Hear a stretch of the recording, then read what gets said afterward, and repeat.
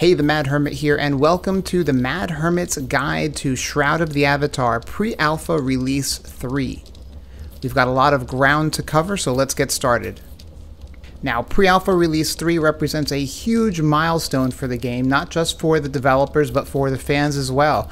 This is the first time that they are allowing multiple players to play in the world simultaneously, and it's no small feat. There are a lot of technical challenges that have to be overcome to make this happen, and it's really early in the game development process for them to open up the floodgates and let us all try it out. Now, the first thing you're going to realize when you get into the game is that since it's inhabited by multiple players, and you'll see them spawning in and all around you, you're all going to come in with a default clothing set. And the chests that you have seen in previous versions when you played solo will still be there. Not all of them, but some of them will be. But by the time you get to them, it's going to look like Black Friday at Walmart. Everyone will have ransacked them, and you'll be running around in the default set of leather armor. Now, normally you're going to be playing this game a multiplayer online. That's where the fun is. But just for this 1 second, you're going to want to go single player online to go ahead and collect all the chests. You're essentially going to be in the same game world, except no one else is going to be there, which means all the chests will have all the goodies they're supposed to have. Once you're done collecting the items you want and decorating your character, you can jump back into the multiplayer online, and you'll have all the equipment that you picked up in the single player mode. Now, since one of the biggest features included in this release is the multiplayer aspect, the ability to see other players, you're going to want to learn how to emote. And hitting the O key brings up the list of emotes that you can do. Selecting the emote performs the act. Here we're blowing a kiss. Here we are bowing to someone. Here's an enthusiastic cheer.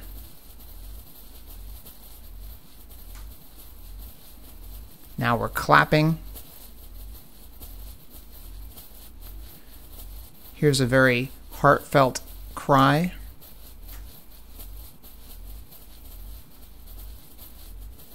Here's a curtsy. Getting in touch with my feminine side here. The Dark Star salute.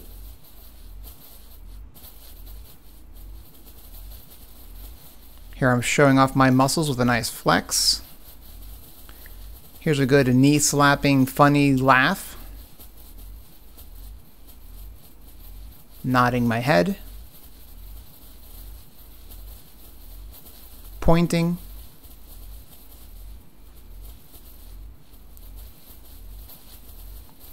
Pondering. Raising my hand. Saluting.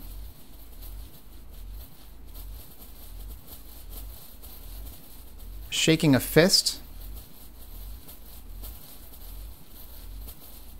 shaking my head, talking. This seems to be a long emote, and I'm not sure if you can break it. And what I mean by that is I don't know if you can walk away from it. I think you have to let it run its course. But I'm sure they'll fix that later. Here I am toasting with my shield and taking a good swig out of my shield. And here's a good yawn. Oh, what a long day. You could see someone running in the background there. Now, another way to perform these emotes is through the chat system, and a / and the name of the emote forces your character to do it. So you don't actually have to hit O and bring up that separate window.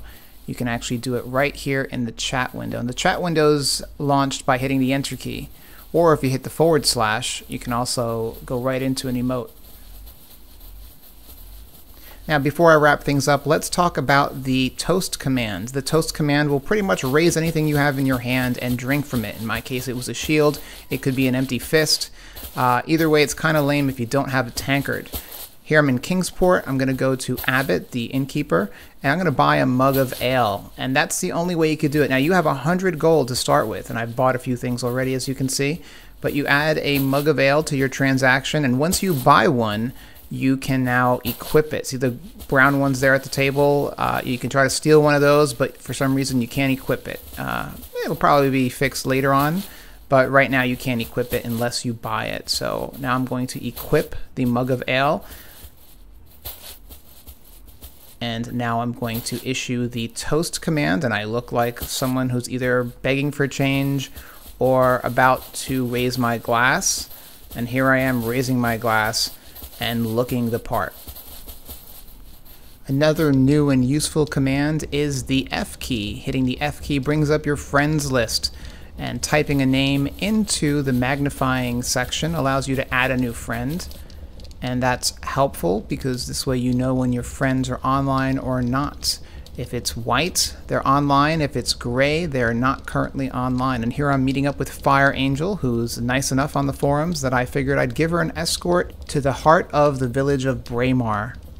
It's currently pitch black and very dark in these parts, and I happen to have a shiny new torch that I figured would help Fire Angel get safely to her destination. I'm going to bring you along for the ride because it looks really nice on the way to Braemar. At nighttime, as you can see, there's a few lampposts, but we're essentially walking through a forest.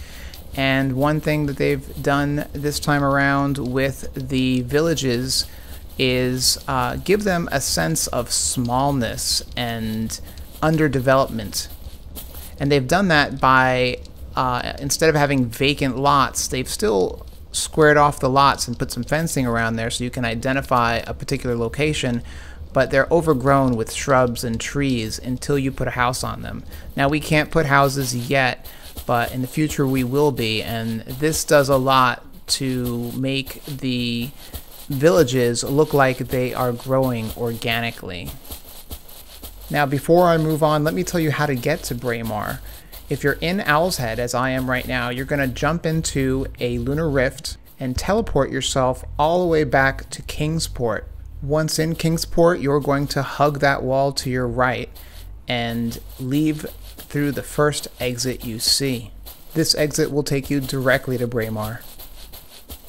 There will come a time when you're in a group so large that all the names are very distracting. The N key removes the names and thus the clutter. So keep that in mind. N toggles names on or off. Also keep in mind that the escape key closes all interfaces. So sometimes if you feel you're stuck in chat, hit escape. Sometimes hit it twice.